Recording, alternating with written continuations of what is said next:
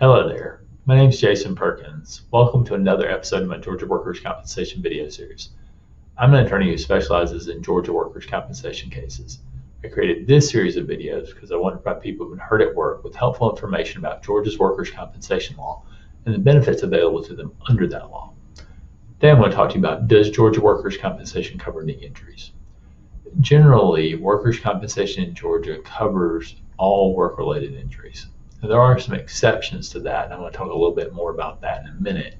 But if you get hurt at work, generally it's covered under workers' compensation.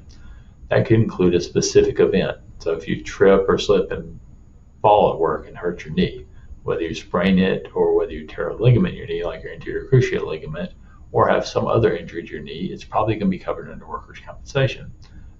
Even if you suffer a gradual injury to your knee as opposed to a specific event. So if you're doing kind of repetitive activity at work where you're having to squat a lot and suffer an injury to your knee as a result of that, that can be covered under workers' compensation as well. Workers' compensation even covers injuries where you may have a pre-existing condition in your knee. So if your knee is not perfect, if you've had prior treatment for it or pain in it, and you have an injury at work that makes it worse, it's still likely going to be covered under workers' compensation. Generally, workers' compensation insurance companies cannot just deny a claim saying that, hey, you had a pre-existing condition in your knee, so any injury to your knee is not work-related. Now, I mentioned a moment ago that there are some exceptions to Georgia workers' compensation law's coverage of knee injuries. Let's talk about a couple of those. There's many different exceptions, but I'm going to focus on two. One is what's known as an idiopathic defense, that you've suffered an idiopathic injury. A classic example of idiopathic injury is a stroke or a heart attack that occurs at work. That has nothing to do with your work. Now, strokes or heart attacks can be work-related, but let's assume that you had a stroke or heart attack at work and it had nothing to do with your work. And then you fell and hit your knee. On many instances, that injury to your knee is not going to be covered under workers' compensation because it happened as a result of you having the stroke or the heart attack. Now, there's some exceptions to that I'm not going to get into here, but that's the basic idea of an idiopathic injury defense.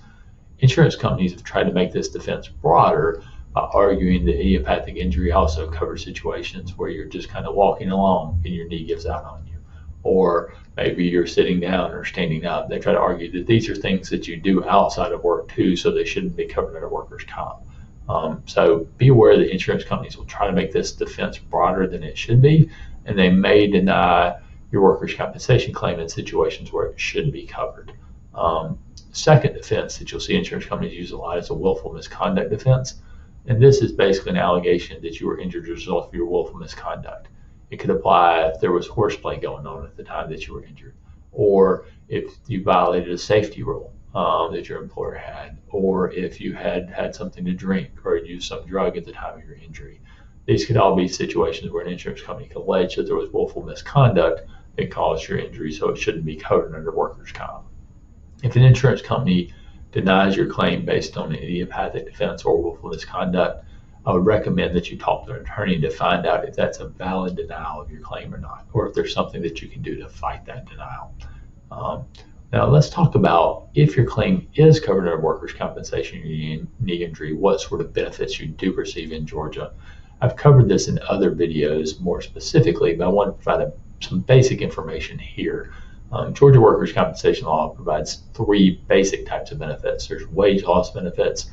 Those are temporary total or temporary partial disability. So workers' compensation pays you a percentage of your lost wages. It covers your medical treatment related to your injury with certain authorized doctors. And if you end up with a permanent impairment as a result of your injury, your doctor will provide you with something called a permanent partial disability rating, and workers' compensation will pay you some permanent partial disability benefits for that. I hope you found this information about whether Georgia workers' compensation covers knee injuries helpful. If you have, please let me know that. The best way to do that is by liking this video. And if you want more videos on Georgia workers' compensation law, just subscribe to our channel and you'll be notified of our videos as they come out. And if you've got some specific questions about workers' compensation, I'd encourage you to reach out to schedule a free consultation with me. There's two easy ways that you can get that set up. One is by calling the phone number at the bottom of the screen, and the other is by visiting our website, which is www.perkinslawtalk.com, and clicking on and submitting the free consultation request form. I'd like to thank you again for watching this video today. I want to wish you the best of luck as you recover from your injuries.